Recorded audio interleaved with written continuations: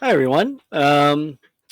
Today you will find the Haida Gwaii Forestry timeline available in the grades section, and you'll also be able to see, perhaps in the assignments.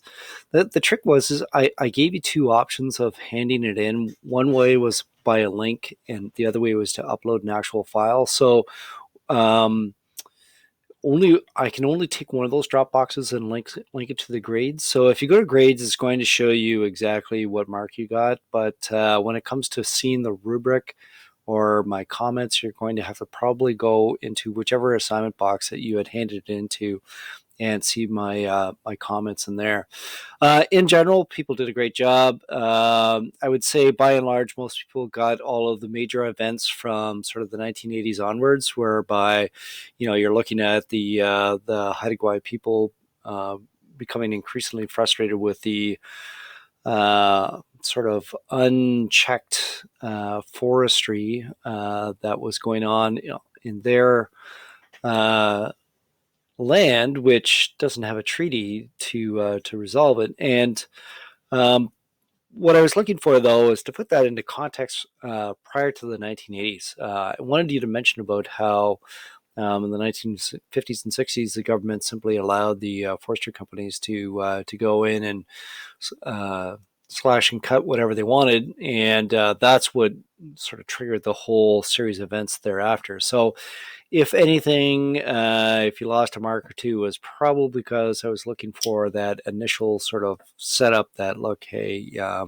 wasn't really much control over forestry in the prior to the 1980s, and that led to the protests, and then the protests slowly but surely brought about change, so that now we have the area um, logging in a sustainable fashion, and it actually gets the FSC certification, which I talk about in grade 9, which essentially is an outside body that comes in and goes, yes, this group that's doing the logging is logging in a sustainable fashion. So this is a really neat way of doing it. This is using Microsoft Share, and sort of a neat way to do things. Anyway, kudos to Kieran for trying some new software for throwing up the timeline there. I thought that was sort of sort of neat.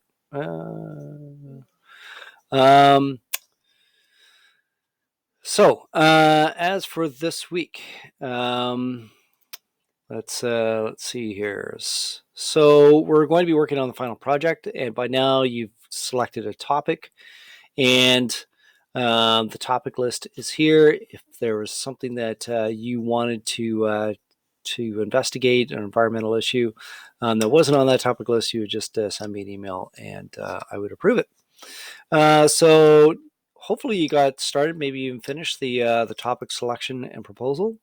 Just a general overview to what is it that you're going to investigate. So let's say you're looking into oil spills, then you would talk about, well, there's all sorts of different types of oil spills. There's pipelines, there's oil tankers that get wrecked, oil platforms that leak, oil wells that get set on fire.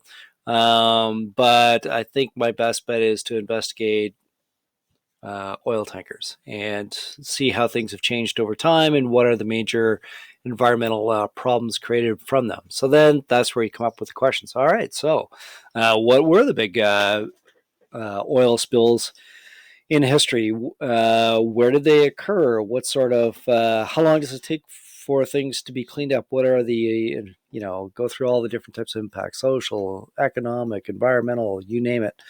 And are things getting better? Like, have we had fewer oil spills in the last decade, 2 decades? When we do have an oil spill, does it get contained a lot faster? Is there different designs of ships? So you come up with the questions that you think you need to investigate, and then give me some sources that you've already found, at least two, and make sure they're not something like Wikipedia. So that's to get you kickstarted. And then what you need to do is really get into investigating your environmental issue. So start researching this week, collect lots and lots of information. Our school librarian has mentioned over and over again that she is always willing to answer student emails if you're having some difficulty finding good sources of information. If you want to give her a email, it's dawn.ledwitz@dspn.org, and she can definitely help you out with finding information. So that's my focus for this week. Is you're working on your final project. If you want to read over the project overview here, it's going to tell you all about what's expected. So I've shortened it a little bit by a page, so it's a little bit shorter. You need to properly reference. You got to make sure that it's your own ideas, that you're not simply plagiarizing someone else's work. This is the timeline that we're looking at, so we want to hopefully select your topic by now and get that proposal in. I was saying Sunday, but that was sort of like a hopeful plan. There's an exemplar here, and that this week and the following week will be, oops, I don't know why it says April 30th on there, but will be a research week. So by May 3rd, hopefully you have conducted lots of research and you're going to have this annotated bibliography done. So basically, you find your first source, I don't know, National Geographic thing on oil spills. You put your source in here, then you check off the boxes. Is it current? Yes, I know the date that it was published. If it's a website and you don't know what the date it was published, then you'd have to put unsure. If it's more than a decade old, then I would say that it's not current. If it is a website, are they credible or unbroken? When you click on something, does it take you to something that doesn't work, which would suggest that it's an out-of-date website? Does the information relate? That's pretty obvious. Is it an authoritative source? So think about who's producing this. For instance, National Geographic has a long storied history and good quality journalism, whereas there are some news agencies out there that have certainly some questionable accuracy these days. If it's coming from a university, we obviously would consider that to be an authoritative source. And then the authors themselves, is it a credible person on that topic? Is the author qualified? For most cases, you're probably going to say unsure. And then down here, I think these are all fairly obvious.